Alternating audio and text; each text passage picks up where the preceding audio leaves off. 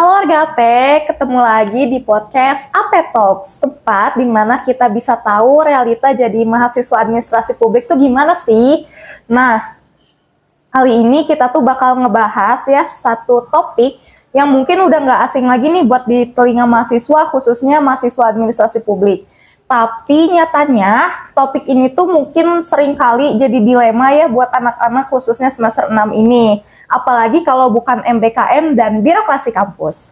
Oke, langsung aja di sini udah ada narasumber kita ya. Boleh Teteh perkenalkan diri dulu. Namanya siapa, terus dari semester berapa, dan pernah magang di mana? Halo warga AP, aku Sofa Nopauzia, aku angkatan 22. Di sini aku pernah magang di Ombudsman Jawa Barat. Ombudsman Republik Indonesia Perwakilan Jawa Barat yang baru aja selesai kemarin tanggal 24 Juni 2025. Oke, baik, tadi Teteh tuh MBKM ya? Iya. Nah, buat yang belum tahu ya, MBKM itu kayak program dari kampus yang mungkin memberi kesempatannya buat anak-anak semester 6 untuk bisa magang di suatu instansi selama 1 semester atau selama 6 bulan. Oke, Teteh, tadi di ini ya, di Ombudsman. Iya. Nah, bisa dijelasin nggak sih Teh, apa ombudsman tuh kayak gimana, ngapain aja, terus apa gitu? Oke, untuk ombudsman sendiri itu, ombudsman adalah lembaga mandiri ya, yang bersifat mandiri, tidak berada di bawah lembaga manapun, dan dia memiliki kewenangan untuk mengawasi penyelenggara pelayanan publik yang didanai oleh APBN atau APBD, jadi bisa lembaga negara ataupun swasta, dan itu bersifatnya eksternal gitu, lembaga eksternal. Oh, berarti itu. Ombudsman ini tuh sebagai pengawas gitu ya Teh? Iya, kayak buat aduan masyarakat juga bisa ya? Iya, itu sebagai pihak eksternal tetapi gitu. Oh iya, baik. Terus kan katanya sebelum kita magang merdeka tuh pasti ada kayak proses-proses administrasinya gitu dari kampus, yang katanya tuh bahkan lebih ribet gitu dari proses magangnya itu sendiri. Itu bener nggak sih Teh? Bisa diceritain nggak tahapan-tahapan apa aja di proses administrasinya sebelum Teteh tuh bisa magang mandiri ke Ombudsman itu? Iya, mungkin tahapannya ada yang ribet atau enggak gitu. Jadi karena kalau aku lebih mencari dulu instansi mana gitu. Jadi sebelum diniatin banget MBKM, sebenarnya aku udah nyari-nyari mau magang, mau PKL gitu kan. Awalnya aku mau PKL, dan aku nyari-nyari tempat instansi pemerintah karena kita jurusan administrasi publik. Jadi aku ngumpulin beberapa instansi dan aku mencari tahu ini itu kalau misalkan mau magang, ini di sini bisanya periodenya berapa bulan gitu. Dan kalau persyaratannya tuh apa aja. Jadi aku menggambarkan satu-satu dulu gitu. Dan ternyata ada program MBKM di kampus kita. Jadi aku kolekasiin keduanya gitu. Iya. Jadi kayak di sini di Ombudsman ini bisa magang selama 4 bulan. Bahkan lebih sebenarnya, bisa sampai 6 bulan gitu. Dan waktu itu aku mencari tahu, kalau di Ombudsman itu kita perlu surat pengantar dari kampus, surat apalagi ya, surat nilai kita, lalu ya? Iya, transkrip nilai, terus ada CV, kurikulum vitae, daftar apa namanya? CV tuh kurikulum vitae ya. Iya, terus apalagi ya? Waktu itu aku mengajukan dengan proposal magang juga, jadi udah menjabarkan apa aja yang mau aku lakuin seperti itu di Ombudsman-nya.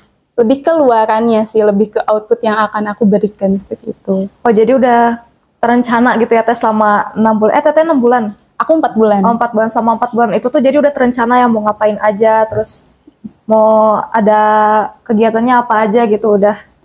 Kalau kegiatan sendiri, karena mungkin kekurangan aku sendiri ya, nggak nyari tahu dulu instansi ini tuh ada divisi apa aja gitu, dan apa sih yang aku mau ngelakuin di sini itu. Jadi aku lebih ke waktu kemarin di proposal aku lebih keluarannya. Jadi kayak aku mau bikin policy brief sama artikel ilmiah kayak gitu. Terus kan kalau di dinas-dinas tadi tuh kayak yang Teteh bilang tuh udah ada bidang-bidangnya gitu. Itu Teteh sendiri tuh ada di mana sih, di bidang apa? Terus pembagian bidangnya tuh gimana? Kalau waktu itu, waktu pas aku masuk ke Ombudsman kan, dan tentunya aku harus berada di salah satu bidang gitu, nggak bisa nyoba semuanya. Sebenarnya bisa sih gitu. Kalau misalkan magang aku lama gitu, jadi 2 bulan di sini, di sini, di sini. Nah, waktu itu bidangnya itu ada 3. yang bisa aku pilih itu ada di penerimaan dan verifikasi laporan, ada di pencegahan dan juga riksa. Nah, kalau aku kebetulan aku ditempatkan di penerimaan dan verifikasi laporan. Jadi itu adalah tahap pertama ketika ada aduan masyarakat yang datang gitu. Itu bisa dari surat ataupun pengaduan online, call center 137 ataupun span lapor. Jadi itu atau datang langsung sekalipun gitu. Jadi ketika ada aduan masyarakat datang, itu tim kami yang pertama kali menangani gitu. Ada dugaan maladministrasi apa nih kayak gitu. Oh iya. Jadi di Ombudsman ini tuh udah partisipasi masyarakatnya tuh sangat meningkatkan partisipasi masyarakat gitu nggak sih Teh? Kalau misalnya di teori good governance itu loh Teh? Oh iya, yang partisipasi masyarakat itu kan ya. Iya, itu berarti udah diituinnya sama Ombudsman itu sendiri. Terus selama Teteh magang 4 bulan ini ada nggak sih Teh kayak suatu aktivitas atau kegiatan yang paling berkesan gitu buat Teteh? Boleh diceritain nggak sih Teh? Boleh. Mungkin aku bakal cerita kegiatan sehari-hari aku dulu aja gitu ya. Nanti aku pilih yang lebih berkesannya yang mana. Nah, kalau secara praktisnya ya, kalau aku sehari-harinya itu ada mendata aduan, dan juga itu lebih ke kalau misalkan ada aduan yang masuk gitu, nanti aku coba analisis ini substansi apa, permasalahannya apa, dugaan maladministrasinya apa gitu. Nanti aku data, itu ada yang namanya dari aplikasi Simple. Jadi itu adalah pusat lebih ke Ombudsman itu punya aplikasi itu untuk mendata semua laporan, dan itu keseharian aku gitu kalau misalkan ada aduan muncul. Tapi selain itu juga aku sering diajak diskusi juga dengan para asisten keasistenan di sana, dan diskusi tentang misalkan ada permasalahan atau apa gitu. Lalu aku juga sering setiap minggunya itu ada rapat pleno. Jadi ketika aduan yang masuk itu nggak langsung kita tentuin gitu, misalkan tim verifikasi yang nentuin oh ini kasusnya itu kayak gini, kita harus ke pemeriksaan, tapi kita kayak rapat pleno semuanya. Jadi kita kayak saling berdiskusi ini gimana, harus gimana. Jadi aduan itu benar-benar kita perhatikan gitu, enggak asal selesai juga kayak gitu. Dan juga bisa aja kita kayak diskusi tentang untuk mencegah ini tuh harus gimana. Jadi selain menyelesaikan laporan, Ombudsman juga lebih bisa merekomendasikan untuk mencegah gitu terjadinya maladministrasi. Lalu waktu itu aku pernah juga diajak ada namanya VVL OTS. Jadi itu lebih kita jemput bola. Jadi kayak kita bikin stand gitu, kadang ada di acara mana atau ngadain Ombudsman-nya tuh ngerencana di kabupaten mana atau kota mana gitu yang berada di Jawa Barat. Kita ngadain stand gitu. Lalu kayak kita lebih ke kalau misalkan ada orang kita tanya gitu, apakah kamu mendapatkan gini gitu, misalkan ada dalam masalah dalam pelayanan publik gitu. Jadi kalau misalkan kayak kamu, KTP kamu nggak diproses gitu, padahal udah lebih dari berapa belasan hari gitu, puluhan hari. Jadi kayak sini kita bantuin kayak gitu. Jadi kita untuk good governance sendiri kayak gitu, kayak kamu tadi bilang gitu kan, untuk mencapai good governance itu pelayanan publik harus baik gitu kan. Nah, kita ngejemput bola itu. Dan aku juga sering diajak ke instansi-instansi untuk koordinasi. Waktu kemarin itu yang terbaru itu soal Kedisdik, soal SPMB yang penerimaan yang peserta didik baru yang itu. Jalur rapot itu ya? Iya, yang jalur domisili. Kan kadang kayak domisilinya itu ini bener gak sih, kita sampai teliti ke ini bener gak sih titik koordinatnya di sini gitu kan, dia alamatnya di sini, atau jadi kayak kita ngecek ini kayaknya ada kekeliruan gitu. Jadi kayak kita bisa bener-bener seintens itu gitu ke masyarakat kayak gitu. Oke, baik. Jadi buat teman-teman ya yang mungkin ada keluhan gitu terkait pelayanan publik atau apapun itu, bisa langsung aja datang ke Ombudsman. Nanti insya Allah dibantuin ya. Iya, tentunya. Nah, jadi yang berkesan tuh yang mana sih Teh? Oh iya, aku lupa tuh yang itu. Yang berkesannya itu ketika aku bertemu dengan teman-teman magang yang lain tentunya.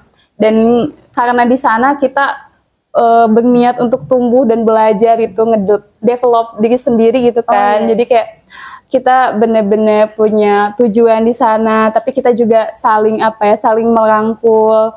Dan juga orang-orang di ombudsmannya sendiri nggak kayak fokus kita kerja gini gitu, tapi lebih merangkul anak-anak magang juga. Aku ikut dilibatkan di setiap rapat, aku diikut sertakan, kadang aku mendampingi kayak timku kemana gitu, dan aku nggak dilibatkan gitu. Dan ditanya juga misalkan kalau ada rapat, pendapat kamu gimana Sofa gitu sebagai anak magang. Jadi aku ngerasa ada penghargaan diakui juga gitu dan dirangkul seperti itu. Oh, berarti yang magang di sana tuh banyak ya Teh? Iya. Dari mana aja Teh kalau boleh tahu? Ada dari UNSUD, Universitas Sudirman, dan juga ada satu lagi dari Bina Nusa yang di Sukabumi itu. Oh, berarti seru banget ya magang di sana. Iya. Seru banget sih itu. Seru banget. Jadi rekomendasi nggak nih Teh? Rekomendasi sih. Aku rekomendasiin banget. Oh iya, terus Teteh mau nggak sih kalau misalnya ada kesempatan lagi nih buat magang kayak kemarin gitu MBKM lagi, itu Teteh mau atau enggak? Ada maunya juga sih sebenarnya. Mau? Iya. Kenapa sih Teh kok mau lagi? Emang nggak capek gitu?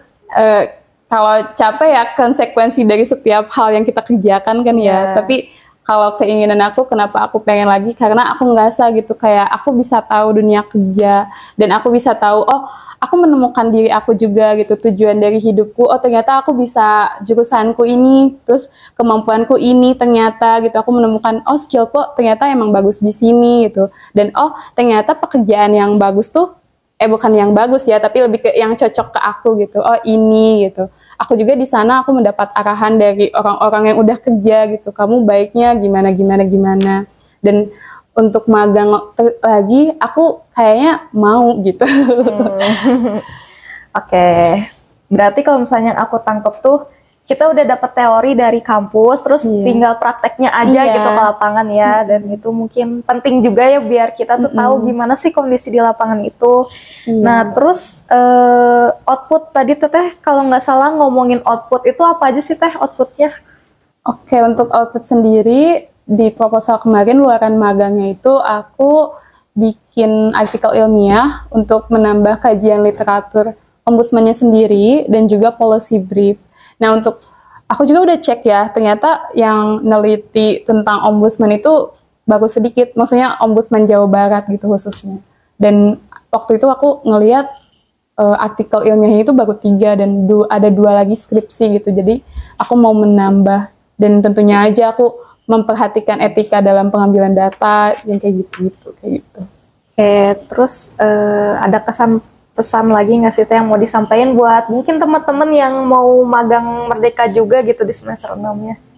Untuk kesan-pesannya, aku harap kalian punya curiosity gitu, kayak kalian punya rasa penasaran untuk mencoba banyak hal, dan untuk memperhatikan program kampus kita tuh ada apa aja ya, karena kita kan Kemenag ya, sama Kemendikbud kan beda gitu. Oh ternyata Kemenag tuh programnya ada ini gitu, dan aku juga kayak nge-planning setiap semester tuh kita bisa ngapain aja sih kayak gitu. Terus ya karena aku masuk ke dunia magang kemarin, aku jadi secara, kan kalau di kampus secara teoritis terus ya, tapi kalau misalkan ke lapangan aku kayak secara praktis, oh ternyata aku belum paham banget yang ini gitu. Jadi aku bisa mengkaji lagi, dan ya tempat aku belajar kayak gitu. Oke, nah jadi mungkin buat warga apa yang mau ikutan MBKM ini, tadi udah direkomendasiin ya sama Teh Sofa, mungkin dipersiapkan aja administrasinya, terus kayak mentalnya juga mungkin ya, terus apalagi ya, udah kali ya Teh itu aja yang harus disiapin. Iya sih, administrasi mungkin emang kita bakal lebih ke hektik pas awal ya, tapi worth it banget untuk dihadapin gitu. Misalkan kayak kita ternyata di instansi ini tuh harus ini kan beda-beda ya tiap instansi. Tapi itu worth it banget buat dihadapin gitu. Dengan rasa apa ya?